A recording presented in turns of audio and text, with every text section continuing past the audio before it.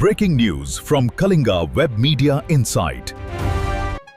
କଳାହାଣ୍ଡି ଜିଲ୍ଲାରେ ତୈଳ ଯୋଗାଣ ବିତରଣ ଅନିୟମିତତା ହୋଇଥିବା ଅଭିଯୋଗ କ୍ରମେ ଆଜି ଜିଲ୍ଲାପାଳ ପାୱାର ସଚିବ ପ୍ରକାଶ, ଆରକ୍ଷୀ ଅଧୀକ୍ଷକ ନାଗରାଜ ଦେବରକୋଣ୍ଡା ଏବଂ ଜିଲ୍ଲା ଯୋଗାଣ ଅଧିକାରୀ ଅଜୟ କୁମାର ମଲ୍ଲିକ ମିଳିତ ଭାବେ ଭବାନୀପାଟଣା ସହରର ବିଭିନ୍ନ ପେଟ୍ରୋଲ ପମ୍ପ ଉପରେ ଅଚାନକ ଚଢ଼ାଉ କରିଥିଲେ।